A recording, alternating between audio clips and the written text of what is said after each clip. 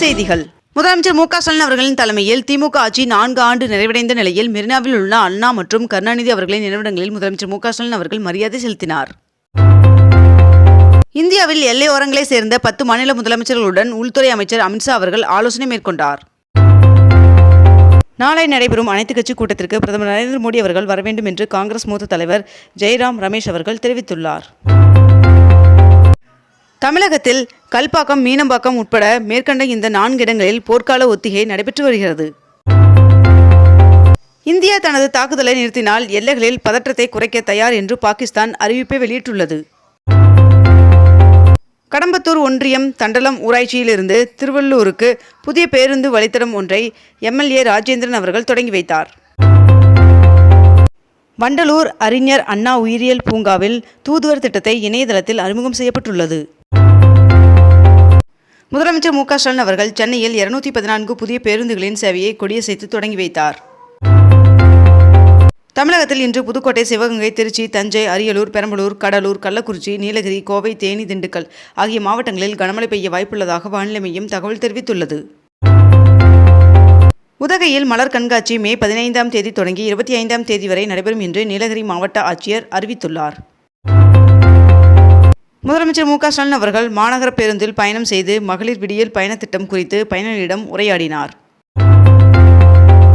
பாகிஸ்தான் ஆக்கிரமிப்பு காஷ்மீரில் உள்ள 9 பயங்கரவாத இலக்குகள் மீது இந்திய ராணுவம் ஏவுகணை தாக்குதலை நடத்தியுள்ளது. திருச்சியில் அமைக்கப்பட்டுள்ள நடிகர் சிவாஜி கணேசன் அவர்களின் சிலையை முதலமைச்சர் மு.க. ஸ்டாலின் அவர்கள் நாளை திறந்து வைக்கிறார். 22 கேரட் ஆபண தங்கத்தின் விலை சவரனுக்கு 200 ரூபாய் குறைந்து 1 சவரன் 72,600 ரூபாய்க்கு விற்பனையாகிறது. அதேபோல் 1 கிராம் வெள்ளியின் விலை 111 ரூபாய்க்கு விற்பனை செய்யப்பட்டு வருகிறது. இந்திய ராணுவம் பதிலடி தாக்குதல் நடத்தியதற்கு நடிகர் ரஜினிகாந்த் அவர்கள் வரவேற்பு தெரிவித்துள்ளார். பாகிஸ்தானில் தீவிரவாத முகாம்களை இந்திய ராணுவம் அளித்ததற்கு முதலமைச்சர் மு.க. ஸ்டாலின் அவர்கள் வரவேற்பு அளித்துள்ளார். தமிழகத்தில் காவல்துறையில் 1299 பணியிடங்கள் நிரப்பப்பட உள்ளது. இதற்கு விண்ணப்பிப்பதற்கான கால அவகாசம் வருகின்ற 10ஆம் தேதி வரை நீட்டிக்கப்பட்டுள்ளது. தமிழகத்தில் 12ஆம் வகுப்பு பொதுத் தேர்வு முடிவுகள் நாளை வெளியாகும் என்று தெரிவிக்கப்பட்டுள்ளது. இன்று போர்க்கால ஒத்திகை நடைபெற உள்ளது. தமிழகத்தில் கல்பாக்கம் அணுமின் நிலையம், சென்னை விமான நிலையம், ஆவடி இராணுவ தளவாடம், மணலி பெட்ரோலிய நிறுவனம் ஆகிய இடங்களில் ஒத்திகை நடைபெற உள்ளது. தொழிற்பேட்டைகளில் முதல் கட்டடப் பணிகளை வரும் அக்டோபர் மாதத்திற்குள் முடித்து திறப்பு விழாவிற்கு கொண்டு வர வேண்டும் என்று அமைச்சர் தாமு அன்பரசன் அவர்கள் உத்தரவு பிறப்பித்துள்ளார். மதுரை சித்திரை திருவிழாவின் முக்கிய நிகழ்வான மீனாட்சி திருக்கல்யாணத்திற்கான சிறப்பு கட்டண அனுமதி சீட்டு விநியோகிக்கப்படுகிறது. தென்மேற்கு பருவமழையானது இந்தியாவின் தென்கிழக்கு பகுதியில் உள்ள அந்தமான் கடல் மற்றும் தென்கிழக்கு வங்கக்கடல் பகுதிகளில் வருகின்ற 13ஆம் தேதி துவங்கக்கூடும் என்று வானிலை மையம் தகவல் தெரிவித்துள்ளது. துணை முதல்வர் உதயநிதி ஸ்டாலின் அவர்கள் காணொலி காட்சி மூலம் திருவள்ளூர் விளையாட்டு அரங்கின் மல்யுத்தம் மையத்தை தொடங்கி வைத்தார். கரூர் மகா மாரியம்மன் சுவாமி வைகாசி பெருவிழாவையொட்டி வருகின்ற 28ஆம் தேதி உள்ளூர் விடுமுறை அறிவிக்கப்பட்டுள்ளது. தேனி மாவட்டத்தில் தேரோட்டத்தை முன்னிட்டு வருகின்ற மே 9 மற்றும் 12 ஆகிய தேதிகளில் உள்ளூர் விடுமுறை அறிவிக்கப்பட்டுள்ளது. அமைச்சர் அன்பில் மகேஷ் அவர்கள் எழுதியுள்ள தேசிய கல்விக் கொள்கை எனும் மதயானை நூல் வெளியீட்டு விழாவிற்கான அழைப்பிதழை முதலமைச்சர் மு.க. ஸ்டாலின் அவர்களிடம் அமைச்சர் அன்பில் மகேஷ் அவர்கள் வழங்கினார். 2025-26ஆம் கல்வியாண்டிற்கான மாணவர் சேர்க்கைக்கான ஆன்லைன் விண்ணப்ப பதிவு மேற்கண்ட இந்த இணையதளத்தில் விண்ணப்பிக்கலாம் என்று தெரிவிக்கப்பட்டுள்ளது.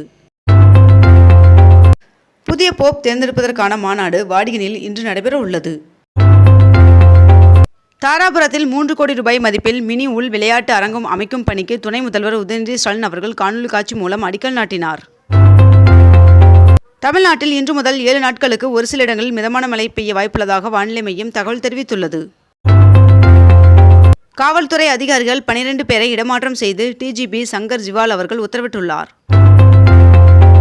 தமிழ்நாட்டில் விளையாட்டுத்துறையை மேம்படுத்தும் வகையில் 2026ஆம் ஆண்டிற்குள் 40 புதிய சிறு விளையாட்டு மைதானங்களை திறக்க தமிழ்நாடு அரசு திட்டமிட்டுள்ளதாக துணை முதல்வர் உதயநிதி ஸ்டாலின் அவர்கள் தெரிவித்துள்ளார். தமிழ்நாட்டு மீனவர்கள் மீதான தாக்குதல் மீண்டும் நிகழாமல் தடுக்க வேண்டும் என்று ஒன்றிய வெளியுறவுத்துறை அமைச்சருக்கு முதலமைச்சர் மு.க. ஸ்டாலின் அவர்கள் கடிதம் எழுதியுள்ளார். செயற்கை இலை ஓடுதள பாதை மற்றும் இயற்கை புல்வெளி கால்பந்து மைதானம் ஆகியவற்றை துணை முதல்வர் உதயநிதி ஸ்டாலின் அவர்கள் திறந்து வைத்துள்ளார். வணிகர் நல வாரியத்தில் பதிவு செய்து நிரந்தர உறுப்பினர்களாக இருப்போருக்கான உதவித்தொகை 3 லட்சம் ரூபாயிலிருந்து 5 லட்சமாக உயர்த்தப்படும் என்றும் கட்டணமில்லா உறுப்பினர் சேர்க்கைக்கான கால அவகாசம் மேலும் 6 மாதங்கள் நீட்டிக்கப்படும் என்றும் தெரிவிக்கப்பட்டுள்ளது. மக்களின் பாதுகாப்பிற்காக இன்று போர்க்கால ஒத்திகை நடைபெற உள்ளதாக பல மாநிலங்களுக்கு மத்திய அரசு உத்தரவு பிறப்பித்துள்ளது. மதுரை சித்திரை திருவிழாவில் இன்று மீனாட்சி அம்மன் சுவாமிக்கு பட்டாபிஷேகம் நடைபெற உள்ளது. திருச்சூர் புரம் திருவிழா கோலாகலமாக தொடங்கியது. பிரபல நகைச்சுவை நடிகர் கவுண்டமணி அவர்களின் மனைவி சாந்தா அவர்கள் காலமானார். குடியரசுத் தலைவர் திரௌபதி முர்மு அவர்கள் வருகின்ற 18ஆம் தேதி சபரிமலை சென்று ஐயப்பன் சுவாமியை தரிசிக்க உள்ளார் என்று தகவல் வெளியாகியுள்ளது.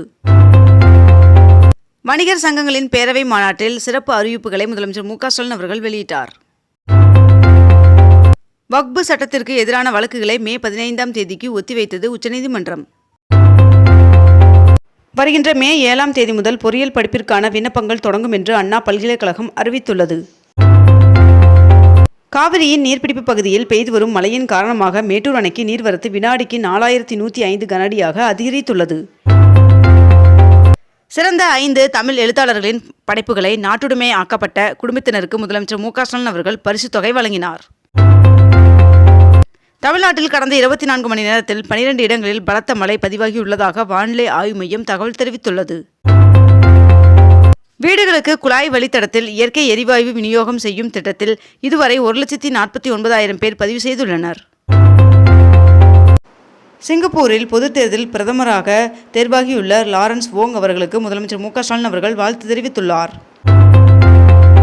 முதலமைச்சர் மு.க.ஸ்டாலின் அவர்கள் ஒருங்கிணைந்த பேருந்து முனையம் திறப்பு மற்றும் பல்வேறு நிகழ்ச்சிகளில் பங்கேற்பதற்காக 2 நாள் பயணமாக வருகின்ற 8ஆம் தேதி திருச்சிக்கு வருகை தர உள்ளார் என்று தகவல் வெளியாகியுள்ளது.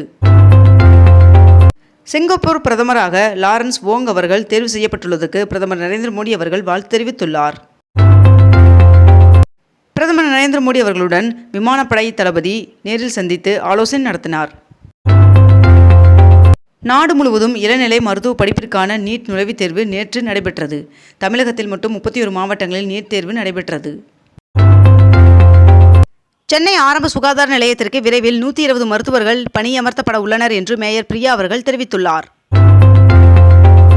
சென்னை சென்ட்ரல் ராஜஸ்தான் மாநிலங்களுக்கிடையே அதிவிரைவு ரயில் சேவையை மத்திய அமைச்சர் அஸ்வினி வைஷ்ணவ் அவர்கள் காணொலி வாயிலாக தொடங்கி வைத்தார்.